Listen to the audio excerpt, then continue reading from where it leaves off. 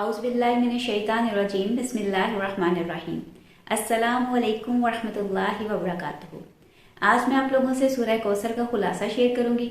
ये कुरान पाक की सूरत नंबर 108 है, यानी 108, और इसकी टोटल 3 आयत हैं। ये मक्का में नाजिल हुई थी और इसका नाम इसकी पहली आयत में से लिया गया है, इन्ना आतैना कल कौसर। और लफ्ज़ कौसर का मायने होता है खैर कसीर, या फिर ये जन्नत की एक नहर का नाम है जिसे हौज़े कौसर भी कहा जाता है, जो नबी सल्लल्लाहु अलैहि वसल्लम के लिए अल्लाह ताला ने ख़ास तौर पर तैयार किया है। और ये नहर नबी सल्लल्लाहु अलैहि वसल्लम को मेराज के सफ़र के दौरान दिखाई गई थी, और इसका पानी दूध से ज़्यादा सफ़ेद और शहद से ज़्यादा मीठा था, और इसके किनारों पर बड़े बड़े मोतियों जैसे खैमे लगे हुए थे। और खैर कसीर का लफ्ज़ जो है ये कसरत से निकला है, यानी अल्लाह ताला ने बेशुमार नेमतें आपको ख़ास तौर पर अता की थी, जैसे नबूवत, कुरान, सहाबा कराम, आपके जिक्र की बुलंदी, आपके आला अखलाक, अल्लाह ताला की तरफ से ख़ास मदद, फतह मक्का और खाना काबा वगैरह। इस सूरत में अल्लाह ताला ने रसूल सल्लल्लाहु अलैहि वसल्लम को कौसर यानी खैर कसीर अता फरमाने का ऐलान फरमाया है, और इसी मुनासबत से इस सूरत का नाम सूरह कौसर है। कहने को तो ये कुरान पाक की सबसे छोटी सूरत है, लेकिन बहुत ही ज़बरदस्त है।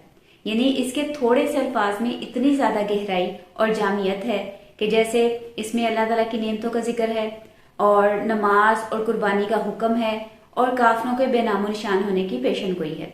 यही वजह है कि जब एक काफिर शायर ने पहली दफा इस सूरत को सुना तो वो बेख्तियार बोल उठा, मा हाजा कौलुल बशर, कि ये किसी इंसान का कलाम नहीं हो सकता।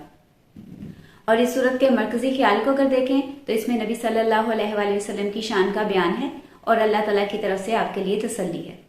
ये सूरत उस वक्त नाजिल हुई थी जब नबी सल्लल्लाहु अलैहि वसल्लम अपनी बेटे की वफात पर बहुत परेशान और गमगीन थे, और दूसरी तरफ काफिर जो थे वो इसी बात पर जश्न मना रहे थे और आपके बेनामो निशान होने के नारे लगा रहे थे।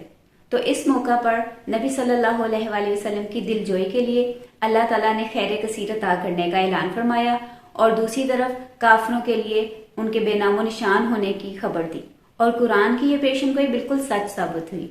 आज देख लें, इतनी सदियां गुजरने के बाद नबी सल्लल्लाहु अलैहि वसल्लम के नाम लेवाओं में मुसलसल इजाफा हो रहा है और क़यामत तक होता रहेगा, जबकि उन काफिरों का नाम आज कोई जानता भी नहीं।